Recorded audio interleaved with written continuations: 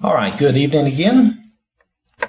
We are ready to start Lesson 1, Eli and Samuel in the book. It's the Year 2 book.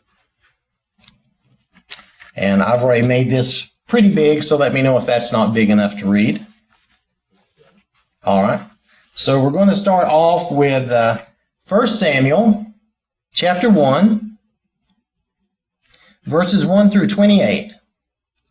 Now there was a certain man of Ramathaim Zophim of the mountains of Ephraim, and his name was Elkanah, the son of Jeroham, the son of Elihu, the son of Tohu, the son of Zuph, an Ephraimite.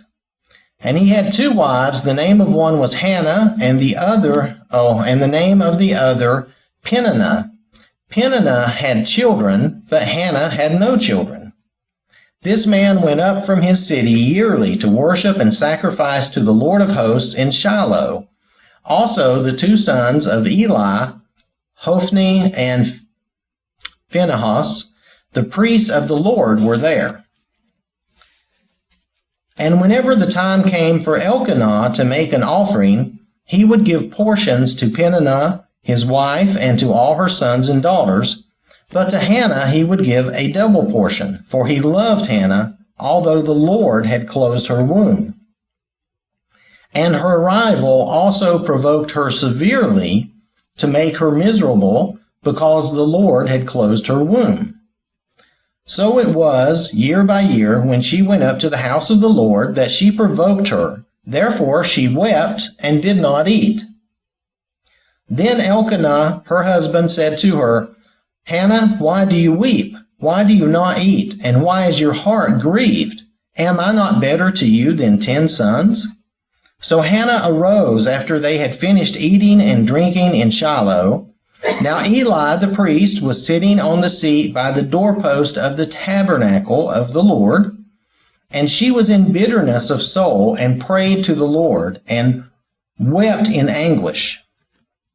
Then she made a vow and said, O Lord of hosts, if you will indeed look on the affliction of your maidservant and remember me and not forget your maidservant, but will give your maidservant a male child, then I will give him to the Lord all the days of his life, and no razor shall come upon his head. And it happened, as she continued praying before the Lord, that Eli watched her mouth. Now Hannah spoke in her heart, only her lips moved, but her voice was not heard. Therefore Eli thought she was drunk. So Eli said to her, How long will you be drunk? Put your wine away from you. But Hannah answered and said, No, my Lord, I am a woman of sorrowful spirit. I have drunk neither wine nor intoxicating drink, but have poured out my soul before the Lord.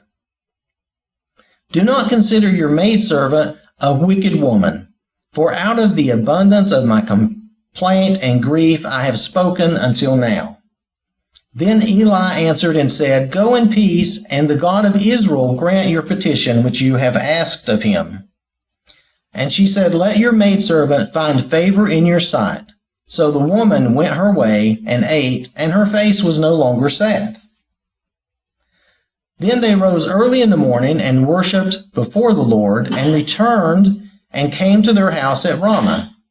And Elkanah knew Hannah his wife, and the Lord remembered her. So it came to pass in the process of time that Hannah conceived and bore a son, and called his name Samuel, saying, Because I have asked for him from the Lord. And Samuel means heard by God. Now the man Elkanah and all his house went up to offer to the Lord the yearly sacrifice and his vow. But Hannah did not go up, for she said to her husband, Not until the child is weaned, then I will take him, that he may appear before the Lord and remain there forever. So Elkanah, her husband, said to her, Do what seems best to you. Wait until you have weaned him. Only let the Lord establish his word. Now, some translations say, let the Lord confirm your word, meaning that making sure that she keeps her promise is basically the idea. Just make sure you keep your word. Then the woman stayed and nursed her son until she had weaned him. Now when she had weaned him, she took him up with her now here's where mine says 3 bulls and another one says 1 3-year-old bull, which I think is actually correct because then they sacrificed 1 bull. But it's okay. Either way, she took a sacrifice with her, which was the bull, 1 ephah of flour and a skin, flour, not flour, I guess. I say flour. And a skin of wine, and brought him to the house of the Lord in Shiloh, and the child was young. Then they slaughtered a bull and brought the child to Eli.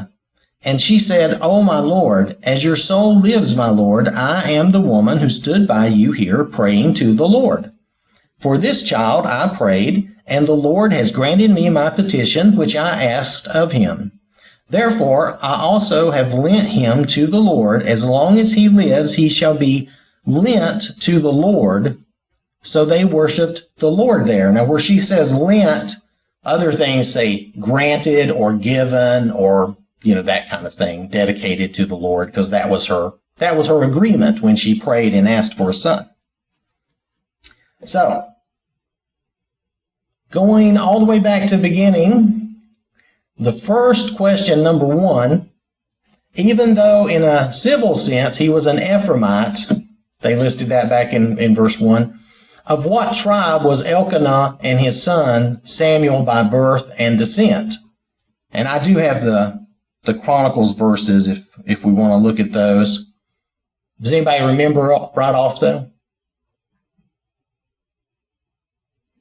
Okay, so the Chronicles verses back in chapter 6, and I did verses 33 through 38 because I think that pretty much tells you.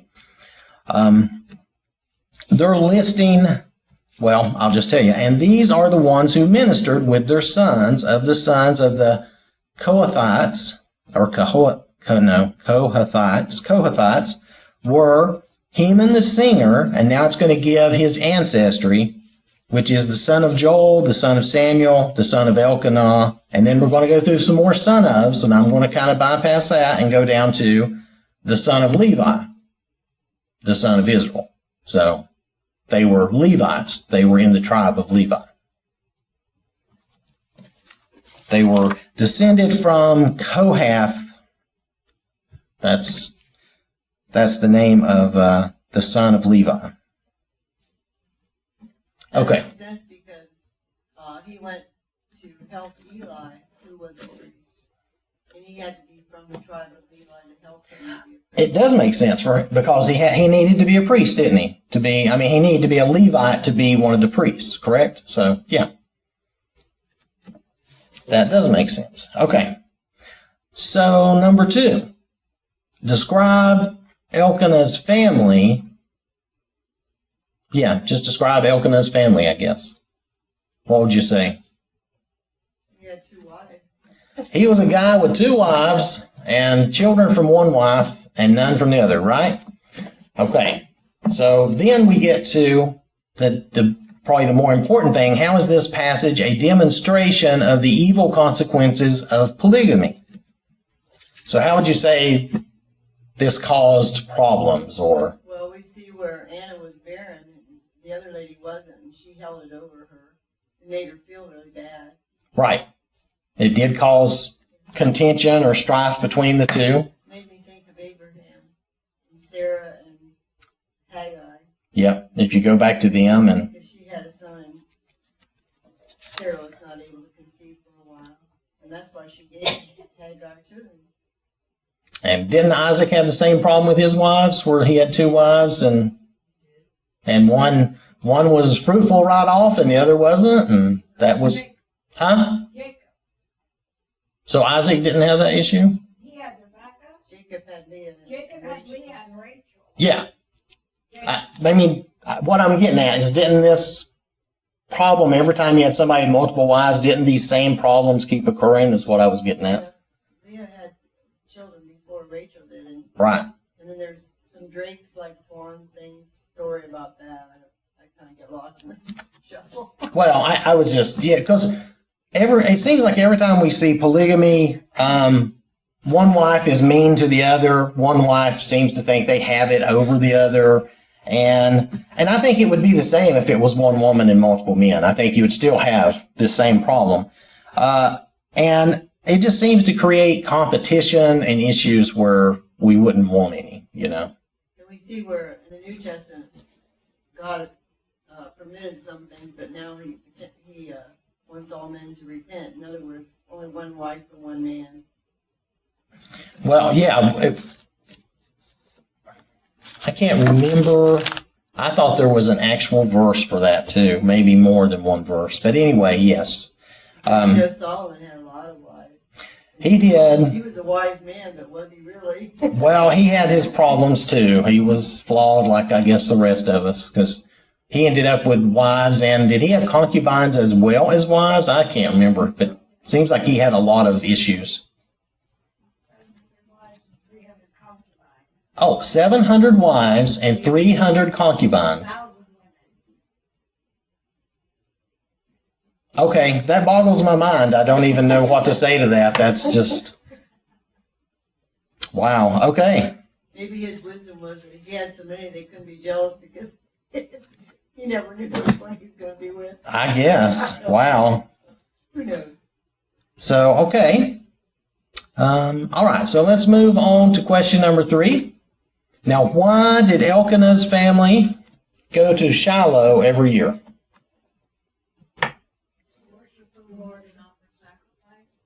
To worship the Lord and offer sacrifice. If we look up the verses mentioned here, basically, I'll do the short one, Exodus 34:23.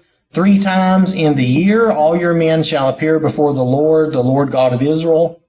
And then the second reference they have there, Deuteronomy 16:16.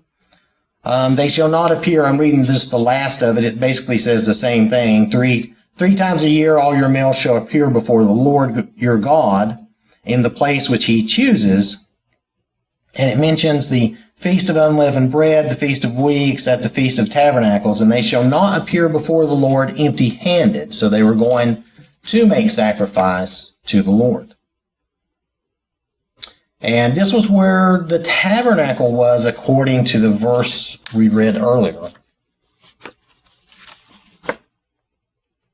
Yeah, the temple hadn't been built yet. Yeah, the temple had not been built, and I guess the tabernacle was at Shiloh at this time. So, okay.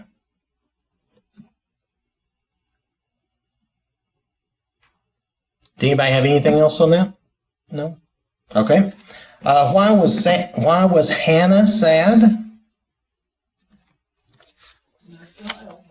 No child. Huh? She had no kids. That's right. She had no child. She had no children at all.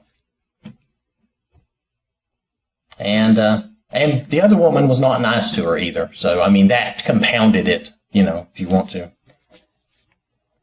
So, number 5. Now, Hannah's prayer is not really in all these verses, but all these verses contain the prayer and other stuff. Describe Hannah's prayer found in verses 9 through 18. What things can you say about her prayer? Let's put it that way. She humbled herself before God, and she didn't blame him for being barren. Right. And she asked for his help. Yep. And she gave him her promise, what she would do with that child. Yes. Right, she did. I put down in a way she made a deal, but it was, to me, Maybe a vow. It was a vow. It really sounded like, what did they call it back in Numbers? Does anybody remember? The Nazirite vow? It really sounds like she's pledging him to be like, and not just for a time, but like for all his life to be living that Nazirite vow. At least I didn't see any indication that it was limited. It was like for his entire life, from what I remember what she said. So, there's one other thing, and that's that her prayer was silent. she didn't really say it out loud. It was a silent prayer, even though her lips moved and Eli thought she was drunk, but she didn't really say anything out loud. So I thought that was interesting. And it was full of emotion. She was in anguish and she was Yeah. weeping, and it said she wept bitterly, but yet she was quiet. That's true. It was. It was very emotional. It was a very impassioned plea. That's true. That she really had a lot of emotion in that. I don't find that strange at all because that's the way my prayers are. Good. Yeah, okay. That makes sense. Our prayers should be emotional, I guess, in the sense that we are sincere and fervent, right? Very, sometimes very. Yeah. She must have kept her feelings to herself, and it was just so much that she was just overcome. She must not have shared this with anybody else, her husband or maybe a friend. Maybe in those days they didn't. I don't know. Yeah, I don't know. From the way Elkanah asked her, I don't know if he was really aware or if he just knew about it and was, because he did say that about, basically, ain't I better than 10 sons? So he was at least aware of the issue. But that's not the same as having somebody to really talk about things and confide in necessarily. So It's good because it gives us the feeling that we can go to God in prayer too and ask for things. yeah. And that is the case. That is good. Because we can go to God in prayer and let him know what's on our hearts. I don't know. A silent prayer, you're not worrying about words. It's direct. Right. Yeah. It would be. Yes. Yep. Okay. So, let's see. So how was her prayer answered? Well, the Lord remembered her and she had a child. Right. The Lord remembered her, and she had a child. She had a son, and named him Samuel. Now, let's see. Question number 6. What was Hannah's vow? I may have already talked about that, I guess, a little bit. Sorry. But basically, she had said that he would be dedicated to the Lord, right? And that it was he would be separated wholly for the Lord, and that no razor would touch his head. In other words, his head would not be shaved or his hair would not be cut.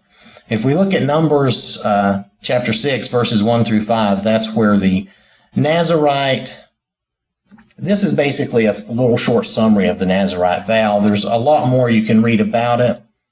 But then the Lord spoke to Moses, saying, "Speak to the children of Israel and say to them, when either a man or woman consecrates an offering to take the vow of a Nazirite to separate himself to the Lord, he shall separate himself from wine and similar drink. He shall drink neither vinegar made from wine, nor vinegar made from similar drink. Neither shall he drink any grape juice, nor eat fresh grapes or raisins. All the days of his separation he shall eat nothing that is produced by the grapevine from seed to skin. All the days of the vow of his separation no razor will come upon his head, until the days are fulfilled for which he separated himself to the Lord. He shall be holy. Then he shall let the locks of the hair of his head grow."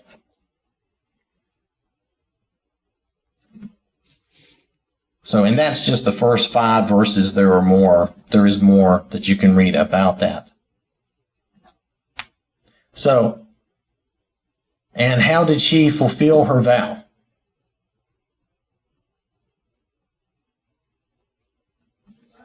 Shiloh, the tabernacle, Eli presented him. Right. She took Samuel once he was weaned, right? She took Samuel to the tabernacle and presented him to Eli, the priest that was there, and gave him to that. Yes, Shirley. I have 2 questions. Okay. Just out of curiosity and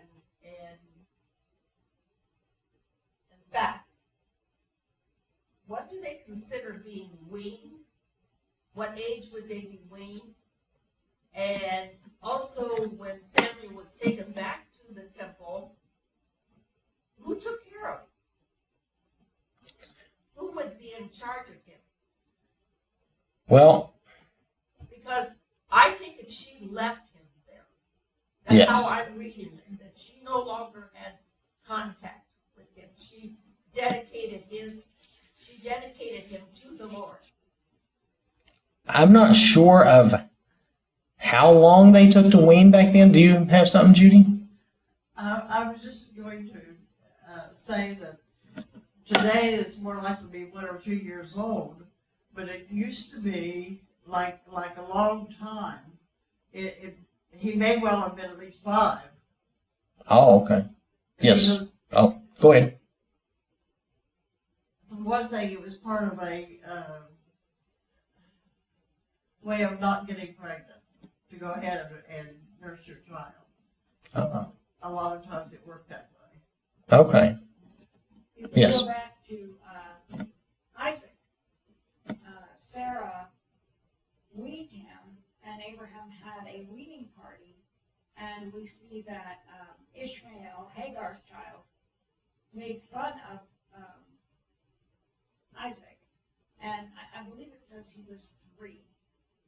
Okay, They so had the weaning party, and Ishmael was making fun of the boy. so at Isaac's weaning party he was 3. So most likely, I mean, if we figure they followed certain traditions, like Judy is saying, 3 or maybe even a little older, we're not sure. Yes. We also see that Moses was kept with his mother because, the sister Miriam found him, and Mhm. you know the story. The mother Yes. got to- And so then she weaned him, and then she gave him back. So he might have been about the same age. Right. Okay. Yeah, I'm not sure of what Moses' age was, so that's something, yeah. All right. So it sounds like he would have been at least 3 probably, and that I was leaning towards 2 or 3, but you would think he would need to be old enough to get around a little bit, but Eli would have been being the head priest, at least the way this reads, Eli at that time was what do they call it? The chief priest or the high priest? I'm sorry, the high priest. And he would have been ultimately in charge, but I'm sure he would have handed the child off to someone else on for a regular daily basis for somebody to watch after him. But it doesn't say clearly. Yes, Shirley. Am I correct then in thinking that Hannah actually turned this child over to Eli, and she no longer had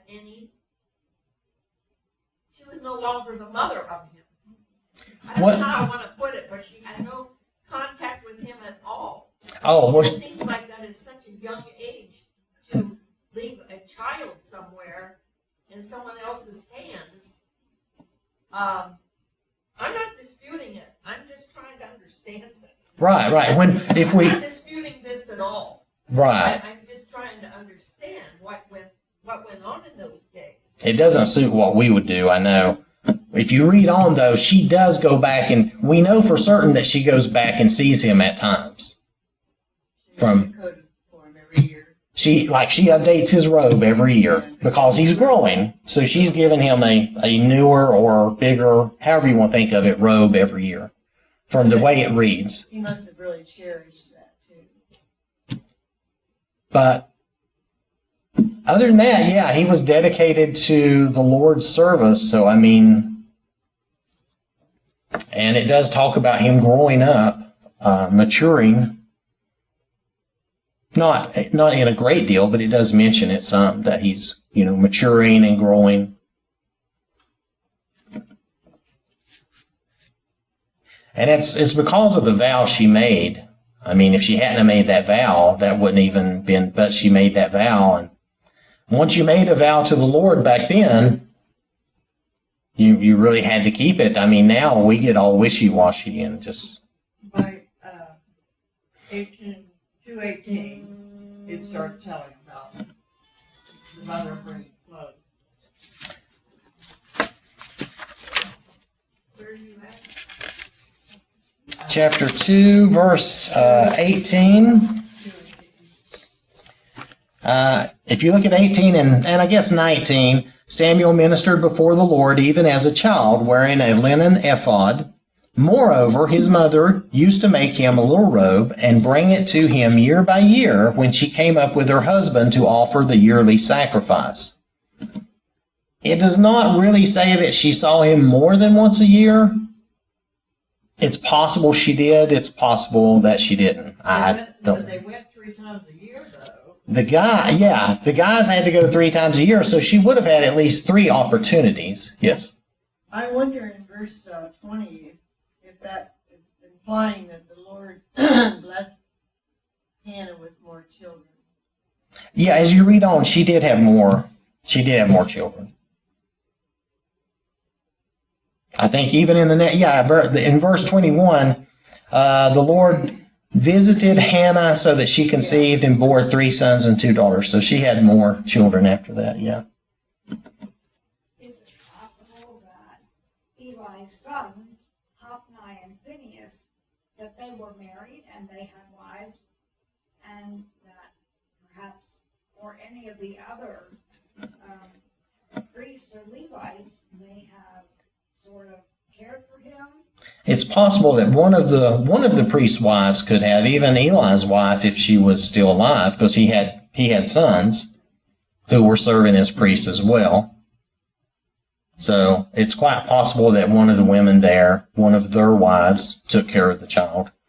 Just to be a fly on the wall, Yeah, just to go back We and... don't know all the years. No, it's not clearly laid out how they handled young Samuel, except that he did perform some service, though, because even as a child, it says, but the child ministered to the Lord before Eli the priest. So, and I think Eli was watching over his training and things of that nature from the way it reads.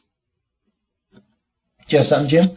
Well, all the time that he is there with the priest, he's learning just what is expected of him. Mhm. Since he is dedicated to the Lord, he Right. has certain duties that he must perform. So he's there learning those duties. Yeah. Yeah, so they were teaching him and training him from the whole time he was there, because that was going to be his purpose, to be a priest and to be dedicated to the Lord. And we know he becomes a prophet and everything, but at this point, he's still basically a child. All right, so we are out of time for this evening. Unless anybody has anything else, Shirley, I'm sorry, I wasn't trying to cut you off or anything like that. So I want to thank you for your time, though. So tomorrow being Thanksgiving, and actually just all the things we've looked at and studied just keeps making me think of how we should be thankful to the Lord for all the blessings and all the things, all the little things we have. If we look at Zechariah chapter 4, verse 10, for who has despised the day of small things? For these 7 rejoice to see the plumb line in the hand of Zerubbabel. They are the eyes of the Lord which scan to and fro throughout the whole earth. Now this verse refers to the start of the building of the second temple, and it was a small start, and it was kind of looked down upon by people, and even some of the Jews thought poorly of their start of this building. But they would rejoice in the completion of it. And sometimes we don't appreciate the small things, or we don't appreciate how things get started out, because a lot of things have little beginnings, but everything starts somewhere. If we look at Job chapter 8, verse 7, now this is actually Bildad speaking. though your beginning was small, yet your latter end would increase abundantly. And he's saying with God that our small beginnings are okay. The Lord will raise up the humble, the insignificant, and make something out of it. He'll help us to grow. And so that's how it is when we start with Christ. We all start small. We all start humble in the beginning. But if we remember what Paul says in Philippians chapter 1, verse 6, being confident of this very thing, that he who has begun a good work in you will complete it until the day of Jesus Christ. Now that's just part of his sentence to the Philippians, where he's thanking God for them, and he's thanking them for their support and partnership in the mission of the gospel. The body of Christ was really small at that time. It was just starting out. It looked like they had an impossible hill to climb, with needing to spread the good news of Jesus throughout the world and throughout a very pagan world that did not believe and did not know God. But their attitude toward God and their faith helped them. If we look at 1 Timothy chapter 6, verses 6 through 8, now godliness with contentment is great gain, for we brought nothing into this world, and it is certain we can carry nothing out. And having food and clothing, with these we shall be content. So their focus, and this is Paul speaking, their focus was on spreading the gospel. And so we're here today after that small beginning. And we should give thanks for the small things in our lives. Maybe the things that slip our minds and we take them for granted. But if we think about them, we do appreciate them. We do thank the Lord for them. And maybe some of the things that we take for granted, we don't think of, maybe they're not all so small. But if we look at Deuteronomy chapter 8, verse 10, when you have eaten and are full, then you shall bless the Lord your God for the good land which he has given you. That's especially applicable to tomorrow, to Thanksgiving. You know, some of us will be eating and getting full and passing out on the couch. So that's, we should thank God for that. Isaiah chapter 38, verses 18 and 19. For Sheol cannot thank you. Death cannot praise you. Those who go down to the pit cannot hope for your truth. The living man, he shall praise you, as I do this day. The Father shall make known your truth to the children. So just being thankful for our lives, for another day, another year, more time we can spend with our family, teach our children, our grandchildren. If we look at Isaiah 51, verse 3, for the Lord will comfort Zion. He will comfort all her waste places. He will make her wilderness like Eden, and her desert like the garden of the Lord. Joy and gladness will be found in it, thanksgiving and the voice of melody. Being thankful for the comfort of the Lord, and being thankful for the assurance of our salvation, and how he has changed our lives, made our lives so much better for knowing him.